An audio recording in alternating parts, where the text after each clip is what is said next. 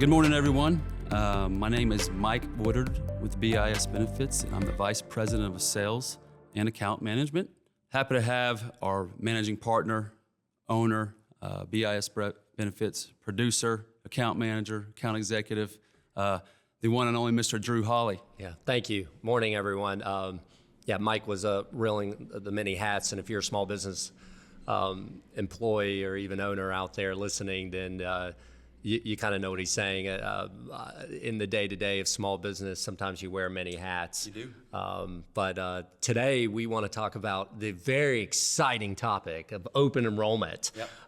And really the countdown to the open enrollment experience. So, when I'm meeting with a business or they're considering maybe a change of a vendor, of a broker, I like to say the line that a good benefit advisor is essentially in the logistics business. You really are, and that's really changed in the last years because we're held to a standard of not only just, hey, what are your rates, what are your policies, which we have other discussion topics on that, but really what is the open enrollment experience? Yeah. And so if you kind of think of a timeline of a January 1st renewal, let's just use a very simple, your renewal date is January, your effective date, some people call it as open enrollment. Starting at what time in order to have a good experience? So I would categorize a bad experience as telling your staff on Christmas Eve or December 31st, here's your new benefits. Merry Christmas. They went up 10%. Yeah, they went up 10%. By the way, you're not going to get your ID card till January 18th. And good luck getting your kids a prescription. So absolutely, yeah. That's kind of, we don't want to do that. So Mike, let's talk a little bit about, how do we avoid that experience? And so if you're an HR manager and you're listening to this, you might be laughing and crying at the same time. Yeah. So what's our approach to avoid, the nightmare scenarios of late communication, late switching over from carriers, even if you stay with the same carriers? Late ID cards, you can go on. And while it still happens a lot, it's amazing the opportunities we still run into with prospects, clients, still doing it that way, right? But what is really important to us BIS, right, and the prospect or the client is what's important is how can we work together? We never want to say, hey, we're providing you this, we're going to do this. Is, hey, we're going to be a team during this open enrollment experience. You, Mr. or Mrs. Benefit owner, HR, controller, here's how we are going to make you look very good come end of open enrollment. And part of that is them to buy in that this is a collaborative discussion, right? And proactivity. Timelines are so important because everybody renews 1/1, right? And you're even starting to see it mid-year, but the timeline of hitting those expectations, hey, Mr. or Mrs. Operations Manager, right, or HR Solutionist, or all these Chief People Officer, hey, what can we do to make you look good? And I think we have a timeline, a blueprint, a roadmap, whatever you want to call it. We have a solution, but it's going to take both of us working together. Yeah, that's a good point. Yeah, my mind goes to, okay, let's get to brass tacks, but I think you hit the prerequisite first, which is getting everyone to buy in that you have a role. So there's kind of three roles. There's us as the broker doing our due diligence. We hope there's the carrier that provides us the quotes, the negotiation, the right plan designs. Mm-hmm. But at the end of the day, if we have a non-responsive client who doesn't answer emails or agree, then the open enrollment experience is not going to run well. So on a January 1st renewal, we always say you need to be having an open enrollment meeting no later than 30 days before. That means the end of November. Right. So if you kind of think in terms of, okay, the end goal is we present to the staff the new benefits, whether you're staying with the carrier or not, you're adding a new plan, you're adding dental for the first time. The timeline should be the end of November, worst case. Yeah. That means we have to have a discussion in September. Mm-hmm. So right now, as we're recording this, it's August. At our company, we're already thinking about the January, and some clients, depending on the size, we've already begun that discussion. But I can't tell you how many times we run across just bad experiences that small businesses are having that ultimately affects the business's greatest asset, which is their staff, due to the broker really having a reactionary, I got an increase. Do you need me to look at it? Of course I want you to look at it. I don't want my staff to get a decrease. Right. So you have to begin the process of saying, September, let's have a discussion. What do we want to do this year's open enrollment? Well, I want lower rates and better plan designs. Yep. Number one. So does everyone, and we hope we can accomplish that. That's our goal. So obviously we want to go in, but do we need to be thinking about different plans? Are there any growth patterns? Meaning if you hire 10 people in the middle of that experience and you have a staff of say 30, that could affect the rate. Maybe a new carrier would make sense, or maybe leveraging that different data can help us in negotiation. All that takes time, and you don't want to do it last minute. And so in the state of Georgia, the law says the insurance carriers, Anthem, United, Aetna, they generally have to give the renewal to the broker and you, the client, within 60 days. So October 31st, that's the point to where we should have preparation of knowing what the market is. But the only way we know that is if the client has told us how many employees are gonna be on the plan expected, how many eligible. You don't wanna be doing that October 31st. You really wanna do it between the deadline of say October 1st and the 10th, and before when possible. Yeah, and that's important. And it's funny because there's so many groups, like you alluded to, that are still doing it and getting an open enrollment email Christmas morning, right? And good luck. You're not going to get your ID card. You're not going to be able to talk to anybody because everyone's closed, right? And so we get them on, and some people are like, well, why? I've never done it that early. Well, why would I do it that early? And it's almost like, I don't want it. Like, it's this, but I'm like, well, ma'am, you're going to find out why we are doing it this early when January 1st comes around and they are thanking you. And so, you get them in that mindset, oh, now I'm going to help. You make them feel important, right? Because like you said, that office manager is also the CFO, right?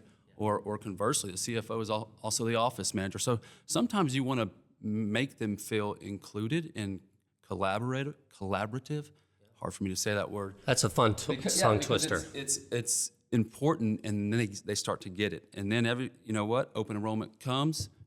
She didn't get that phone call from the owner of the company on January 2nd without able to get their refill on the prescription, right? And so making them look good, letting them buy in will increase the value and the importance of why we do it. Yeah, so some real, deadlines, again, using the example of January, not every business renews at that time, but it's a very popular time. So you want to be thinking your broker should be reaching out to you right around that first week of October, but we put self-imposed early deadlines. We kind of push really a collective effort, as you said, our clients, the carriers, and us early so that it's not a nightmare experience on the back end. So you think October 1st and 10th should give plenty ample time to say what's changing. Census, it just means who are the demographics of your full-time employees, who do we think will come on, anybody kind of come off, any new hires, terminations. We want to send it to the market between that 10th and 15th. Some carriers say, hey, look, you can't do your full due diligence without a renewal. Right. So we're at the mercy, some sort of timeline depending on, again, remember that law, the 31st of October is when they have to give it to us. But then we need to be meeting that first week of November. And in a very important timeline, that becomes our money-making month. From November 1st to roughly about the 18th, that's our decision making. That's our due diligence. Exactly right. What are some of the things we're looking at that point, Mike? What's the due diligence period during that real heavy period of that November 1st to the 18th? What's the factors? Well, the factors is one, it's holidays, right? Not only are you the busiest time, right? Mm-hmm. It's also when most of these decision makers, business owners, are taking their time off. Mm-hmm. So the importance, the extreme importance of being able to get that, to set it up early and having that 12/1 through or 11/1 through 11/18 time frame, it's important to hit those targets so that we can have that employee meeting by the last week after Thanksgiving or first week of December. Yeah, and it's really tough. So if we come to you and say, hey, we want to meet the first week of November, it's important that we've got clients that buy into that, because at that point, we're going to say, here's your current plans, here's the new proposed renewal, here's the market. And even if the goal is to stay with the current carrier, Well, there's some work and back and forth. We wish that we could just click a button and tell the carrier to change a plan, to negotiate, but that can take some time. The insurance industry is keeping the fax machine alive. They're not exactly known for great technology and quick turnarounds. So you got to allow yourself some wiggle rooms. But let's just say you negotiate, you stay with the same carrier, or you decide, look, I'm moving to a new carrier. The doctors check out. From that point of the 18th to the 20th of November, are we done to then present to the staff? No, we have to then upload, and a good broker is going to have software to say, what is the new cost of this plan? Again, cost is a combination of what the cost and plan is and what you contribute. Yeah. And if you're getting an increase, you probably have to think about contributing more as an employer. Mm-hmm. And so that discussion for quality control purposes needs to be in writing. It needs to be in an email. We need to upload it to the software corporately. We need to send to you. Where we see breakdowns is again, going back to the original discussion, brokers can be great salespeople. And I love sales as a passion, but it's dangerous when you don't have a logistic brain, because that process is broken down and they're not seeing the big picture of making decisions, having deadlines, checks and balances, quality control of the software to present to the staff at the end of November. But then ultimately you have to then tell them, hey, look, you can give your staff 1 week or 1 month. 85% are going to procrastinate to the last minute, and 15% are going to go past the deadline. So start deadlines early, make them early, because we want to submit everything to the client, to the carriers on December 10th. Yep. So if you're looking at the screen and you see a timeline, that's a lot that has to go into play, and we have to start early. Yeah, and it's important. I'm glad you brought up that time frame of getting those decisions in early, and then there's that timeline that you're not just pressing a button and everything's submitted, right? Carrier change paperwork, right? Implementation of cases, updating contributions, payroll periods, which is why I think, part of this open enrollment planning or software or experience, right?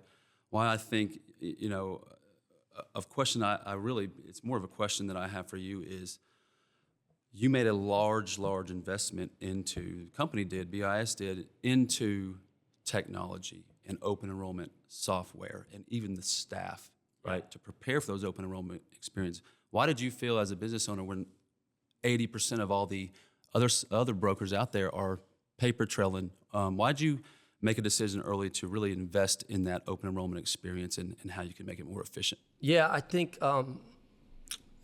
I understand as a small business owner and all the many hats you wear, or even as a leader, and I was a leader before I became an owner, HR managers, controllers, there's so many things going on, and 10 business days is an eternity in our world for that open enrollment experience. We wanted good technology that we could build ourselves. We wanted good staff that can do things in 2-day turnaround, not 10. Yeah. And what I see in the marketplace is payroll companies or even big brokers that have billion in revenue, way more resources than we have, but they don't understand how the small business thinks, right, how timelines, the many hats you have. So we wanted to make that investment ultimately because that's what our values is to serve them, to help them. So we have to be nimble.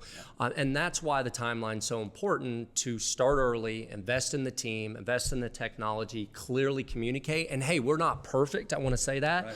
We shoot for 100% accuracy on this, but I think, I'd like to say we're not insecure. I think we and the people that work at BIS need to own it if we didn't do our part.